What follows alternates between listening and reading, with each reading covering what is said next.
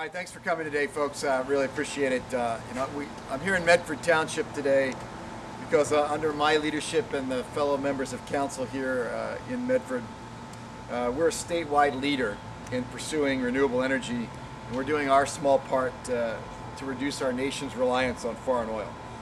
In 2007, Medford became the first municipality in the state to waive permits and fees for homeowners, businesses that wanted to upgrade their houses to renewable energy, provide some incentives to do that. And I believe the measure will conserve energy and save property taxpayers money. As you also know, we're making a concerted effort here in Medford. We're putting renewable energy solar on our new sewer plant, as well as looking at alternative ways to reduce energy costs in Medford by putting investigating a solar farm in our old landfill site. So we're doing all of that. And also, as a vice president of Lockheed Martin, even before I ran for office or even thought about anything, before anybody started talking about this, since I think about national security a lot, I came to the conclusion about a year and a half ago that it was in the national security interest of the United States not to have its reliance on foreign oil. And as a company executive, was there anything I could do about it? And I spearheaded the effort of the company to get involved in solar power, and they're off running and doing that. So to me, the difference is very clear. When it comes to energy independence, lowering costs for consumers, I have walked the walk on this. When I see a problem, I take action on it. And again, that comes back to my businessman background or business person background, is you take action on something. And all's my opponent done, John Adler, is talk, talk, talk, no action. Fairly typical of Trenton, the bureaucracy, and the state legislature down there. Lots of talk, no action. Look, the bottom line here, folks, is American people are hurting. Gas prices are too high, and we can no longer afford to wait. We must act. Now, again, I think this is not a Republican or Democratic problem. Both parties have contributed to the $4 gallon of gas and prices, and our over-dependence on foreign oil. Too long, politicians in Washington, just like politicians in Trenton, have not taken any meaning or coherent action on energy policy. And I've often said it a number of times, to those of you that have listened to me, just think of in the 1970s, that if we, as the gas prices went up and we started investing in renewable energies, when gas prices came down, we stopped investing in renewable energies. Just think, if we would have kept investing in renewable energies, we wouldn't be in the problem we are today.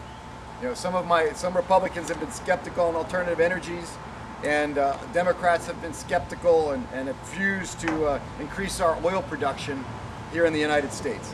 Both have to play a role. Both have to play a role in the policy.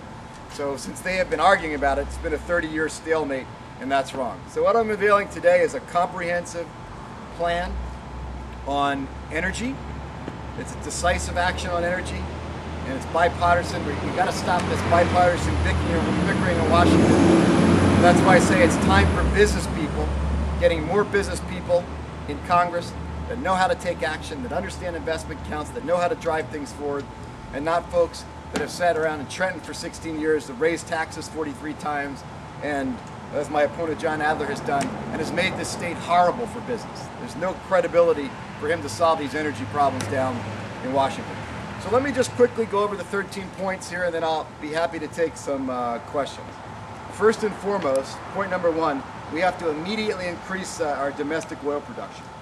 I'm a big believer that the fastest way to do that is shale oil. We know where it is, and we can start the process right now.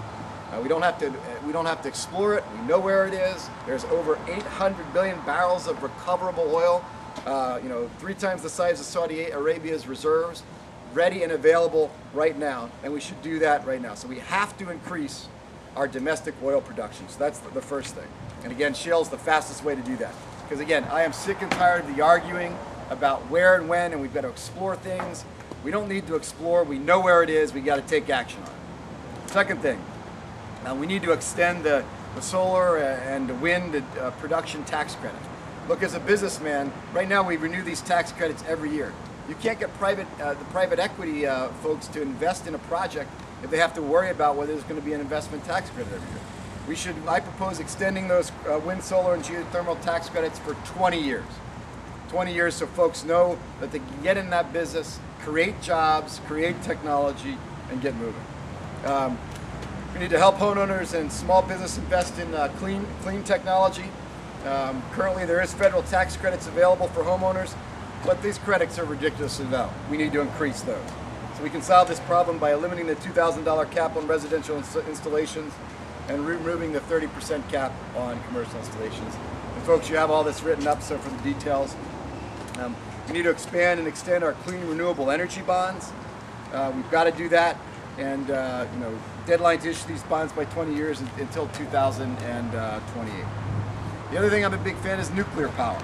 And we've got to streamline the licensing for zero-emission nuclear plants. Remember, France generates, I think it's over 80% of its energy on nuclear power.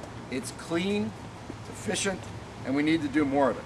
I think there's something like 43 licenses pending between the Nuclear Regulatory Commission now.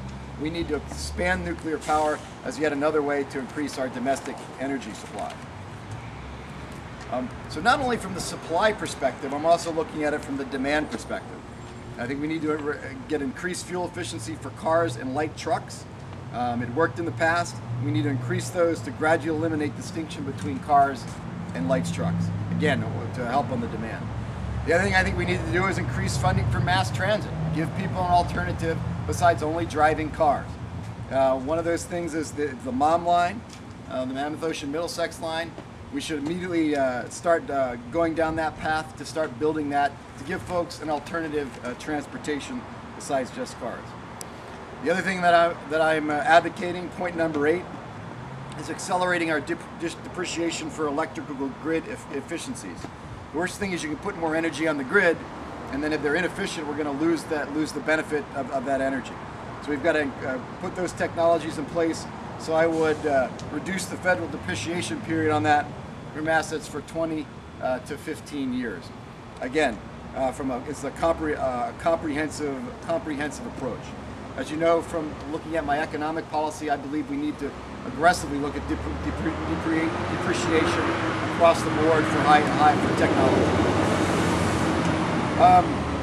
Point number 9, I want to promulgate a model national standards for building and construction. We're not requiring folks to do it, but what the federal government can set the example of is to put model regulations in place for folks to understand what the best approach is. But what the federal government can do on new buildings they're building, we should encourage those to be and require that federal buildings be done on energy efficient standards as much as possible. Point number 10. We haven't built a refinery in this country, I think it's for about 30 years. So if we're going to increase the domestic oil supply, we got to increase the refineries as well. So as you know, the amount of refineries have now, there's bad weather, we have to shut them down. We've got to increase the refinery capacity in the United States. Point 11, and this is sort of an all of the above category as I call it, we have to continue and expand our federal research effort. Clean coal technology is clean. Fuel cells, there's some great work going on fuel cells right now. We have to do it. We have to continue it. Better battery technology and biofuels. There's some real promising biofuel work going on right in this county, as a matter of fact. So again, these are all other alternative energies we need to take a look at. We don't want to, the government should not be in the business of betting on any one particular technology. We need to look at all the technologies. It's an all of the above strategy. We look at more Western and federal lands for national gas exploration, point number 12. Federal government owns a lot of land. We got to make sure we can explore that and take natural gas out of it. And lastly, and certainly not least on point 13, consumer protection needs to be a federal priority. We cannot have unscrupulous speculators bilking customers. You know, a few years ago, Enron, we had an illegal manipulation going on.